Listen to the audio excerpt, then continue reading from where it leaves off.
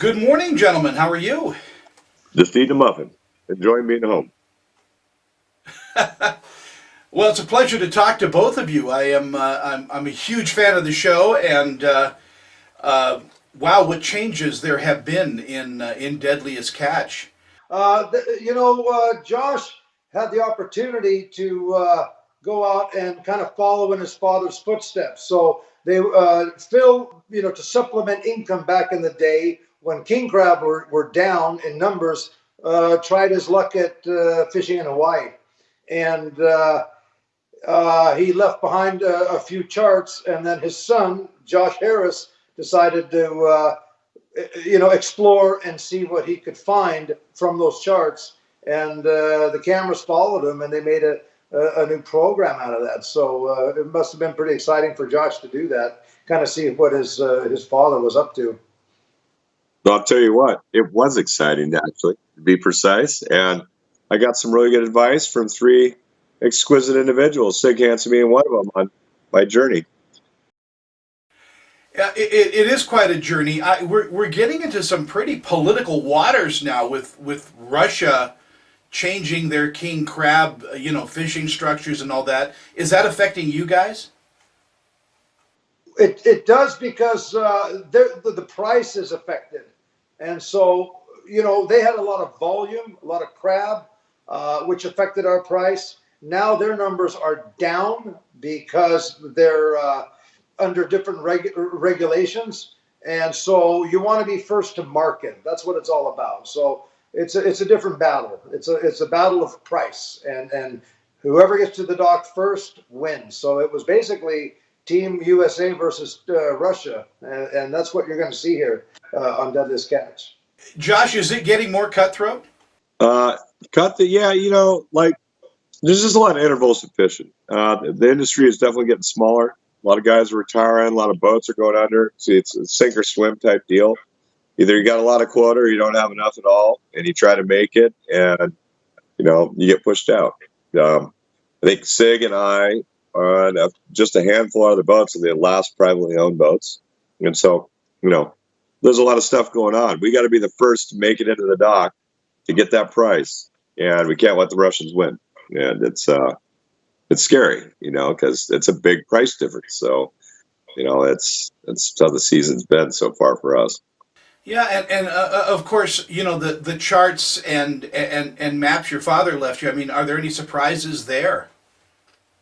Oh, everything about finding those was a surprise, and a lot unfolded. I talked to three different people: Sig, Jonathan, and Jamie McManus. Yeah, and then I was like, all right. Within 3 to 5 days, I was on a plane to Hawaii just to check it out. Then they decided to follow me with cameras. And you're about to see a program where I'm catching fish I can't even pronounce, and checking out places that I have no clue on that existed. So it's pretty impressive. And Captain Hansen, the weather is always playing tricks. I mean, you've had some pretty horrific storms over the years. Is this year any different? I mean, your battle, it's got to be a constant battle.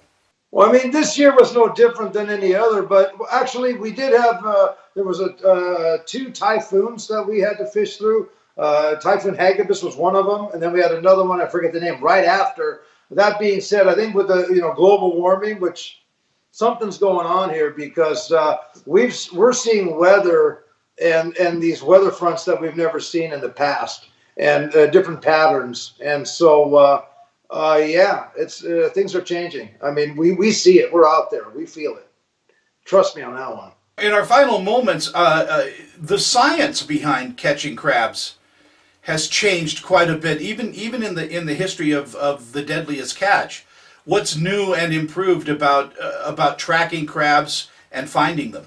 I can tell you right out of the gate. Go ahead, Josh. Yeah, after all these years, crab farts are not real. So remember that. Go ahead, Sig.